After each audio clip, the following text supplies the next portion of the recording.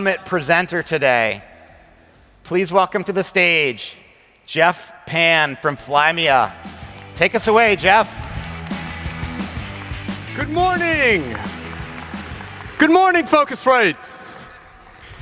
So, 1 year ago, I left Booking.com in Amsterdam and moved to Asia to run an OTA in Myanmar.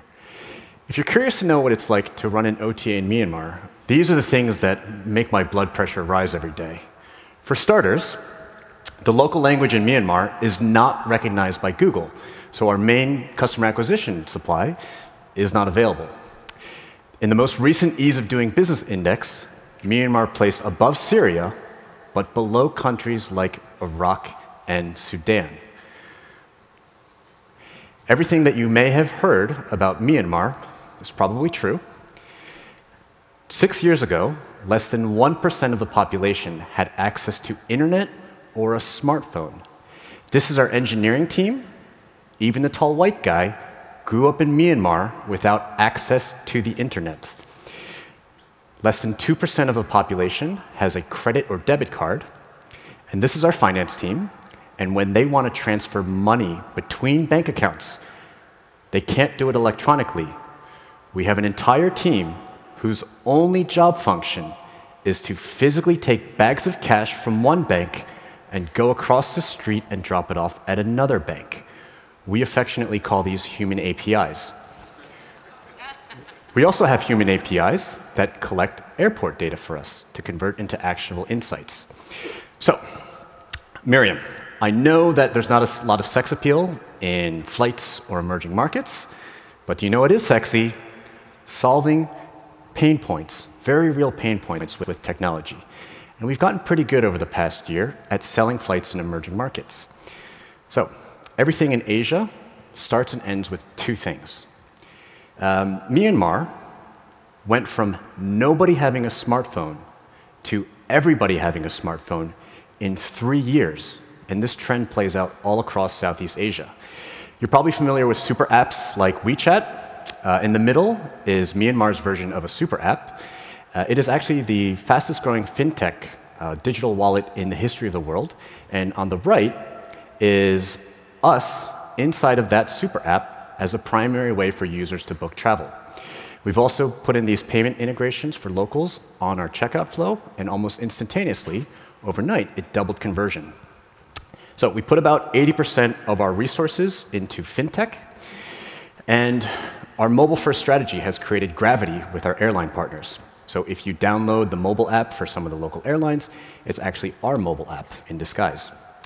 With attractions, outside of Angkor Wat in Cambodia, the most popular temple destination in all of Southeast Asia is Bagan. It used to be a paper ticket for all the visitors, but we recently digitized it using our technology. So if you or anybody that you know visits Bagan in the future, congratulations, you've entered our customer acquisition pipeline. So with hotels, if you're wondering how someone like me ends up in Myanmar, the long answer is that 3 years ago on this very day, we were just a battleground Phocuswright startup, and we were acquired by Flymya, the company that I now run. At the time, we were in the business of building reservation software for hotels. So not coincidentally, today, we have the #1 hotel PMS in the country. We've made a very strategic decision to get in the middle of every single hotel transaction.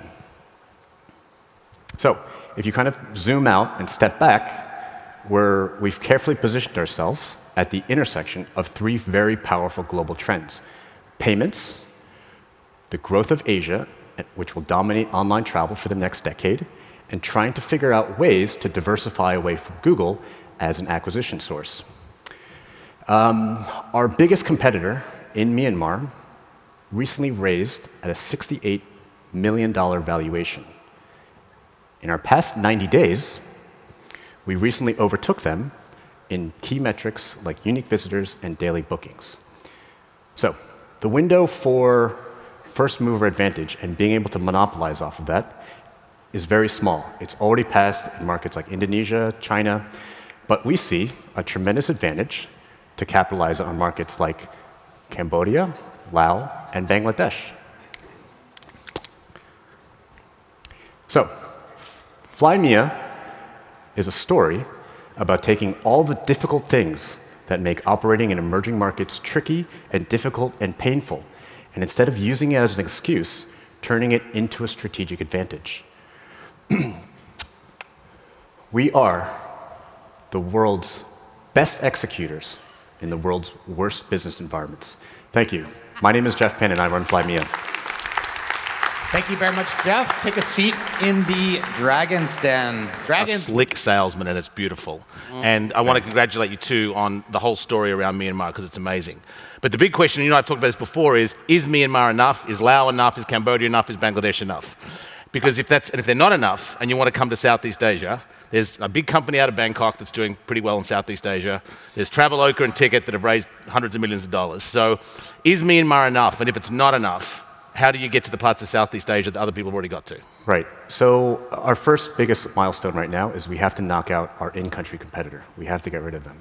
And after that, we have to expand into different verticals. So the one thing that has worked right now is remember that right now we're only selling domestic flights to domestic travelers. But we've been able to get a really nice GMB for now.